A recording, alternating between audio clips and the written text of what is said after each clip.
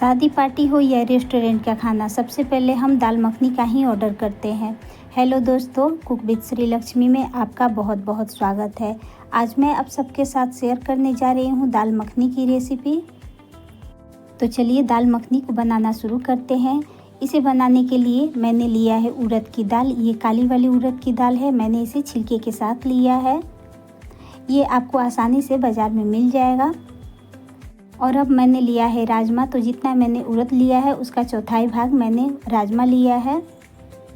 इन दोनों को हमें अच्छे से पानी से धो लेना है। तो उड़द दाल में हम पानी डालकर और इसे हम अच्छे से साफ़ कर लेंगे। इसे हम नॉर्मल पानी से साफ़ करेंगे, ना ही कि ठंडा पानी या गर्म पानी से।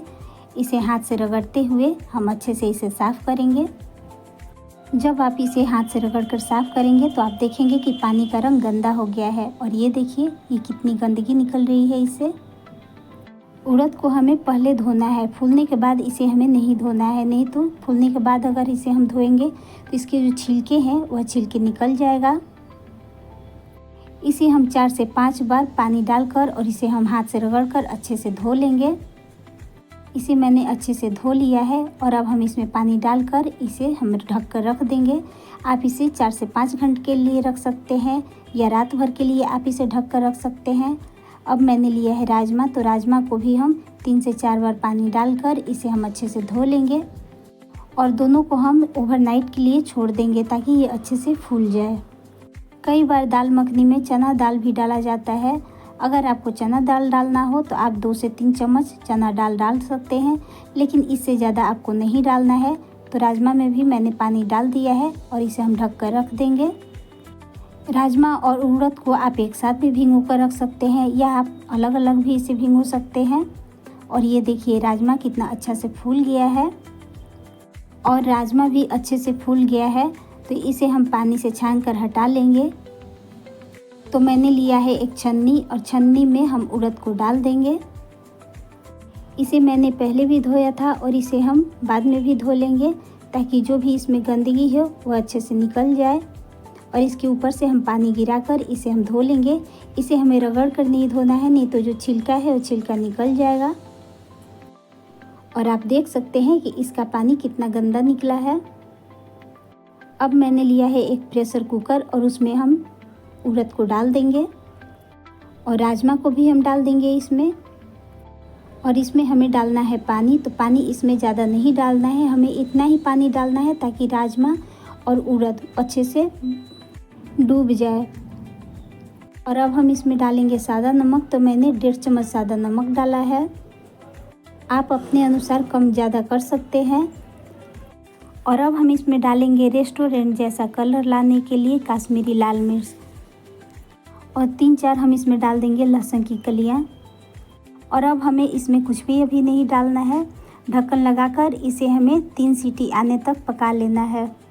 इसका पकना आपके यहाँ के पानी के ऊपर या आपके प्रेशर कुकर के ऊपर डिपेंड करता है कि कितना सीटी आपके प्रेशर कुकर में लगेगा, तब ये पकेगा। और ये देखिए राजमा और उड़द अच्छे से गल गया है। अगर आपका राजमा या उड़द थोड़ा कच्चा लगे तो आप 1 से 2 सीटी और लगा सकते हैं। ये दाल मखनी इतनी टेस्टी बनती है कि आप रेस्टोरेंट का छोड़कर घर पे बनाना पसंद करेंगे। अब हम रखेंगे गैस पे कढ़ाई और उसमें हम डाल देंगे घी। मैं दाल मखनी को घी में बना रही हूँ। अगर आपको घी ना खानी हो या ना पसंद हो तो आप इसे तेल में भी बना सकते हैं। आप इसे एक बार घी में बना कर देखिए, बहुत ही टेस्टी बनती है। और इसमें हम डाल देंगे कुटा हुआ अदरक। आप इसमें अदरक का पेस्ट भी डाल सकते हैं और अदरक को हम 1 मिनट तक भून लेंगे ताकि इसका कच्चापन निकल जाए। और अब मैंने लिया है टमाटर की प्यूरी। मैंने 4 टमाटर को बारीक काट कर इसे मिक्सी में पीस लिया है। आप चाहे तो आप बाज़ार का भी टमाटर का प्यूरी ले सकते हैं। और इसे हम डाल देंगे कढ़ाई में और इसे हम लगातार चलाते हुए इसे हम पका लेंगे। दाल मखनी में कोई भी मसाला नहीं पड़ता है, इसमें प्याज नहीं डाला जाता है। अगर आपको प्याज खानी हो तो आप जब उड़द और राजमा को उबालते हैं उसी समय आप एक प्याज काट कर उसमें डाल दें। दाल मखनी में क्रीम, बटर यही सब डाला जाता है और मसाला इसमें नहीं डाला जाता है। टमाटर को हम 2 से 3 मिनट तक पका लेंगे ताकि इसका कच्चापन निकल जाए और टमाटर में जो पानी है वह पानी भी सूख जाए। तो मैंने टमाटर को पका लिया है और अब हम इसमें डालेंगे कश्मीरी लाल मिर्च पाउडर। ये मैंने 1 छोटा चम्मच लिया है। और कलर के लिए इसमें हम थोड़ा सा डालेंगे हल्दी पाउडर। मैंने इसमें कश्मीरी लाल मिर्च डाला है। कश्मीरी लाल मिर्च से कलर अच्छा आता है और ये कम तीखा होता है। अगर आपको ज़्यादा तीखा पसंद हो तो आप रेगुलर वाली लाल मिर्च डाल सकते हैं। इसे हम 1.5 से 2 मिनट तक और पका लेंगे। और टमाटर अच्छे से पक गया है, इससे ज़्यादा हमें इसे नहीं पकाना है। अब हम इसमें डाल देंगे उबला हुआ दाल। मैंने प्रेशर कुकर में थोड़ा सा पानी डालकर और उसे भी डाल दिया है इसमें। अगर आप इस दाल मखनी को अपने घर पे बनाकर एक बार खा लिए तो आप रेस्टोरेंट का दाल मखनी खाना भूल जाएंगे, क्योंकि ये घर पे ही इतनी टेस्टी बनती है। और जब घर पे ये इतनी टेस्टी बनती है तो रेस्टोरेंट जाने की ज़रूरत ही क्या है। अब हमें दाल को इतना मिलाना है कि दाल एकदम मैसी हो जाए। इसके लिए हमें चाहिए एक घुटनी, या आप इस तरह से एक चम्मच या कलछी ले सकते हैं और इसे हमें दबाते हुए ऐसे मिलाते हुए दाल को हमें पकाना है। दाल को हमें इतना मिलाना है कि जो इसमें राजमा का दाना है वह दाना इसमें दिखना नहीं चाहिए।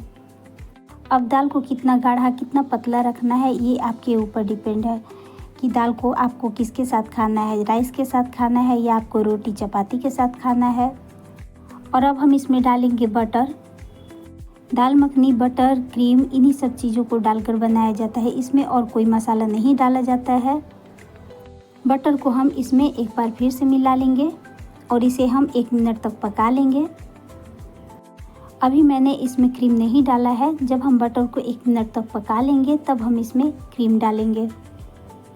अगर आपको मेरी वीडियो पसंद आती हो तो प्लीज़ वीडियो को लाइक करें, शेयर करें और चैनल को सब्सक्राइब करना बिल्कुल ना भूलें। और अब हम इसमें डालेंगे कसूरी मेथी। तो मैंने 1 चम्मच कसूरी मेथी ली है और इसे हम हाथ पे ऐसे रफ़ कर लेंगे और फिर हम इसमें डाल देंगे। कसूरी मेथी डालने से दाल मखनी का स्वाद और दुगना हो जाता है, तो आप इसमें कसूरी मेथी ज़रूर डालें। और इसे हम डालकर और अच्छे से मिला लेंगे ताकि जो कसूरी मेथी का फ्लेवर है वो दाल मखनी में अच्छे से मिक्स हो जाए। आप एक बार इस तरह से दाल मखनी बनाकर देखिएगा, बहुत ही टेस्टी बनती है। दाल मखनी को आप जितना मिलाते रहेंगे उतना ही अच्छा है। और अब हम इसमें डालेंगे क्रीम। तो क्रीम आप बाज़ार से भी ले सकते हैं, जो अमूल का फ्रेश क्रीम आता है आप उसे इसमें डाल सकते हैं। अगर फ्रेश क्रीम ना हो तो आप उसके जगह पे दूध की जो मलाई होती है आप उसे डाल सकते हैं, लेकिन मलाई ताज़ी होनी चाहिए। और इसमें हम डाल देंगे थोड़ा सा नमक। तो नमक को आप अपने स्वाद के अनुसार डाल सकते हैं। आप एक बार खाकर चेक कर लें, अगर नमक आपको कम लगे तो आप थोड़ा सा नमक और डाल सकते हैं। और इसमें हम डाल देंगे पानी। और पानी इसमें हमें ठंडा नहीं डालना है, इसमें हम गर्म पानी डालेंगे। दाल मखनी को पतला गाढ़ा कैसा रखना है यह आपके ऊपर है। क्रीम डालकर इसे हम 1 से 1.5 मिनट तक और पका लेंगे और गैस को अब हम बंद कर देंगे। तो इसे मैंने थोड़ा पतला ही रखा है क्योंकि ये जब ठंडी होगी तो ये और गाढ़ी हो जाएगी। गैस की फ्लेम को मैंने बंद कर दिया है और इसमें हम लगाएंगे एक तड़का, जिससे दाल मखनी का स्वाद और बढ़ जाएगा। तो मैंने रख दिया है गैस पे एक तड़का पैन और इसमें हम डाल देंगे घी। और घी को हम थोड़ा गर्म होने देंगे। मैंने इसमें 2 बड़ा चम्मच घी डाला है और अब हम गैस को बंद कर देंगे। और फिर हम इसमें डालेंगे 1 चम्मच कसूरी मेथी और 1 चम्मच कश्मीरी लाल मिर्च पाउडर। और इस तड़का को हम डाल देंगे दाल मखनी में। आप एक बार तड़का लगाकर दाल मखनी बनाकर देखिए, बहुत ही टेस्टी लगती है। और लीजिए, हमारा रेस्टोरेंट और ढाबा स्टाइल दाल मखनी बनकर तैयार है। तो चलिए इसे हम गर्मा गर्म सर्व करते हैं।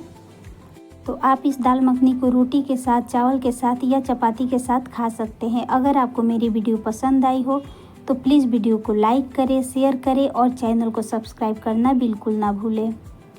और इसके ऊपर से हम थोड़ा सा क्रीम डाल देंगे और भुनी हुई कसूरी मेथी डाल देंगे।